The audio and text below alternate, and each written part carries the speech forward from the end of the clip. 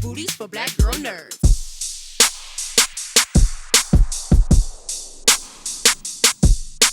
I'll tell you later. Catalina Combs with Black Girl Nerds. That's a great name, Catalina Combs. That sounds like you sound like a femme fatale. in my spare time. Fantastic name. So yes, Catalina with Black Girl Nerds. It's a pleasure to be here with you both. I got a chance to see Dungeons and Dragons at South by, so that audience was amazing. Wasn't it?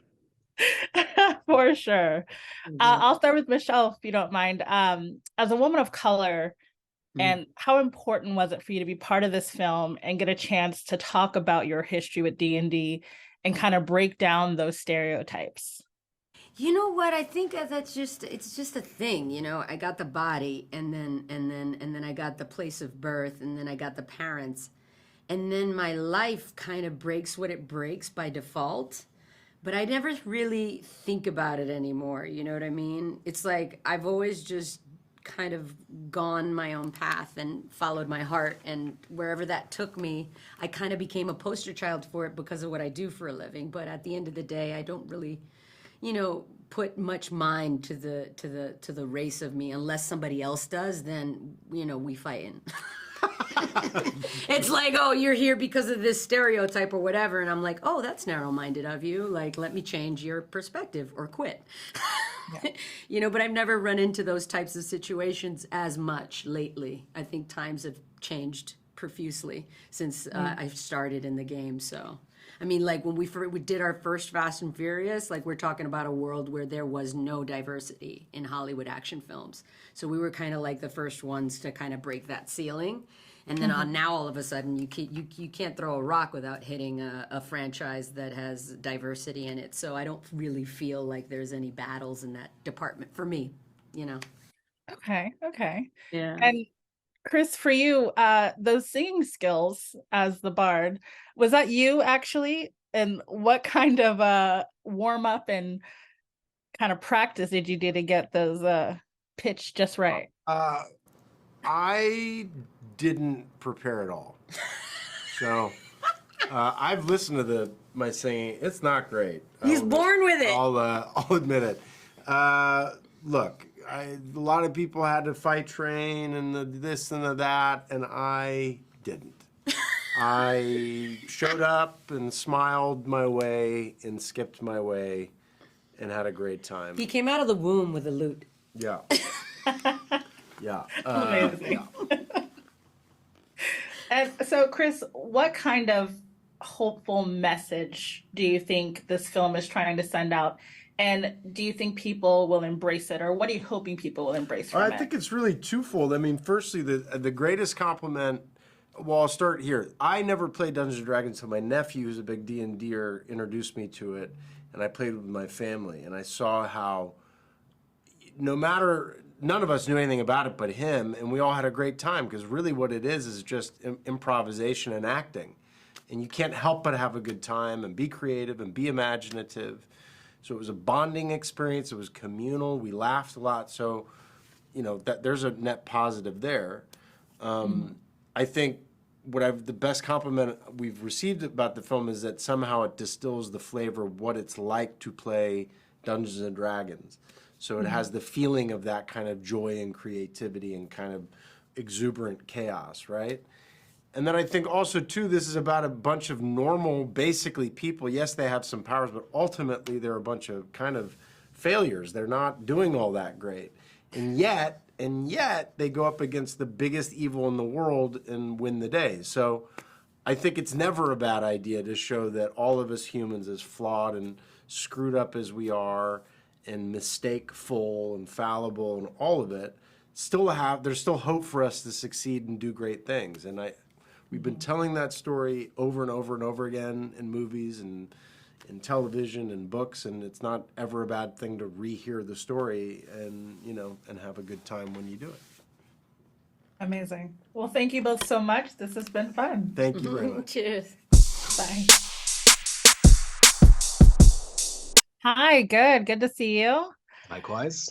So I had a chance to see Dungeons and Dragons at South by, and that crowd Wow, was you were in that room. You I were in the was. magic room. You had that golden ticket. Thank you for coming out. Of course, yeah. So one of the things that stood out in this film, of course, were the amazing fight sequences. And it was to the point where I was like, okay, I see you with the sword. That's all we want. Look, you can end the review right there. The review just says, okay, that's literally it. That's Dungeons and Dragons, Honor Among Thieves. Okay, that's it. That's all we want. We're done. We're done. We're cooked. Stick a fork in me. I mean, just what was that experience learning that choreography, the speed, the difficulty level? What was that like for you?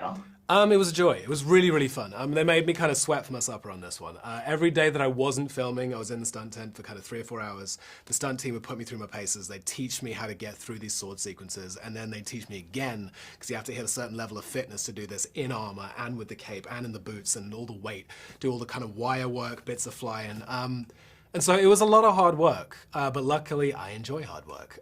So I kind of threw myself into that. And it keeps everything honest and grounded. The reason that we hit that, okay, hopefully, is that our directors were very passionate about the action sequences. They were, as a rule of thumb, we avoided green screen wherever we could. We didn't want this to feel like an effects movie. You know, they were very passionate about the fights should feel like old Jackie Chan movies. They wanted long takes. They wanted you to see the actors doing things. They wanted the hits to have impact. They didn't want that fast-cutting effect feel where you don't quite know what's going on. And so that means that you have to be good at this and you have to know what you're doing. And so myself and Michelle, I think, really particularly benefit from that. There's some really cool action sequences that she gets to do, which I think also pull in a lot of humor as well as thrills, which is very rare these days. There's that really cool inventive thing she does with the bow where she like grabs a couple of soldiers and pulls it back. It's great. You can tell that there's heart in there. Like someone's enjoying these fights. They're not just like writing on the script, and then there's a fight for a while. Go have at it, VFX team. Like that's not how that went down, you know? So it was a lot of fun and it helped inform the character hugely, is the answer to the question. That's awesome. And I mean, talking about the humor, you have a very distinct walk and speech in this film. I don't know what you're talking about. I'm just wondering, was that written already? Oh, wait, you're talking about the beach walk? You're talking about the rock moment? Yeah. No, that was not scripted. That came out of, my favorite thing about this film is that it's an ensemble piece. You know, so Dungeons & Dragons is not a movie about dragons and magic and swords. Like, all of that's there, but that's the dressing. It's about the weird and wonderful and magical things that come out of your imagination. And then you do that with a friend. They take that and they make it even weirder and more wonderful. And if that friend happens to be Chris Pine sitting next to you, then it gets really freaking weird and wonderful. And if their friend happens to be Michelle Rodriguez, who takes that idea and makes it even freaking weirder, that's the movie we're making. So there was nothing in the script there. Chris had been teasing me about Xenk, and he was like, what, straight line Xenk? This man just walks in straight lines. He thinks in straight lines. And so I decided to roll with that, and we finished the scene, and I walked off in a straight line. And I saw the rock coming, and I was just like, I knew Chris would be like going, oh, what's he gonna do? There's a rock in the way. And I just played with that energy. We embraced the unexpected. We had a good laugh amongst ourselves, and hopefully if you're feeling that on the other side, if you're cackling behind the screen at our ridiculousness, that's the movie we wanted to make. I was definitely cackling behind. We're working on that cackle. Thank you. This has been fantastic. Thank you so much for taking the time. Not at all. Thank you. Bye. Pleasure to meet you both. Nice to meet you. How are you? I'm good, thank you. So I was at South by and had a chance to see the film with the crowd, and that was awesome. Yeah, it was great. The crowd loved it. So let's start with you, Sophia. Your character, one of the things I love about her is just knowing the self-worth, you know, where her place is with the group, saving the village, all that. Where do you think that comes from, and what do you think your character lends to you?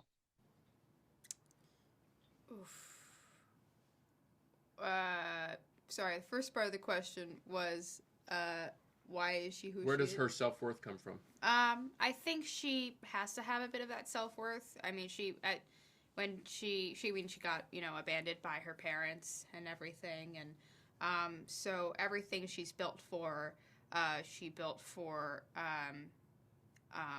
the Enclave. So she has to have this sort of self-worth in order for her to fight for them, you know, a sense of confidence, a sense of I can do this, I'm going to be brave for them, that sort of thing.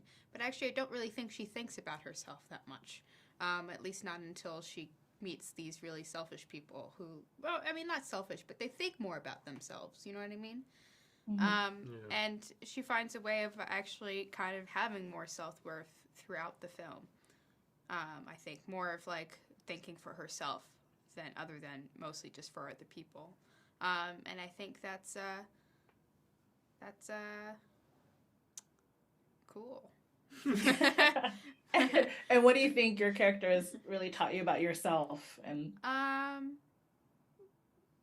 don't know. I think I would like to be more like her. I think she's super brave and she fights for what she believes in. And I think, you know, I'm not really an outspoken person. I don't really do much. I mean, I like doing my own. I don't mean it that way. I just mean like, I like my comfort zone. And I think it's good to get out there more and, you know, try to experience more things. And I think it's something that I want to be. Also, she's just super dexterous and, you know, jumps on things and rolls and turns into, like, she's super strong. And I would like to, like, learn how to be, like, buff. So that's what I learned from my character. awesome. Thank you. And Justice, your character is different side of the scale. I think Simon's confidence is based on his acceptance of where he's at magically. And so I'm wondering, do you think that development and growth that we see like through the film will last? I hope so. You mean if we have a sequel? Yeah. I hope so. I think, I mean, Simon really, I mean, not to spoil the whole movie, but Simon goes on this beautiful journey of self-love and self-acceptance, and I think that it's something that we can all relate to. He has an immense power within, and the only thing that's keeping him from accessing it is himself. And I think that's a common narrative. Are you okay? Those are hiccups. Yeah, but yeah. The hiccup threw me off. But yeah. Yes, No I stand by worries, what no I said. worries. Yeah. Thank you both for your time. I really enjoyed the movie, and best of luck with the rest of your day. Thanks so Thank much. you. Thanks.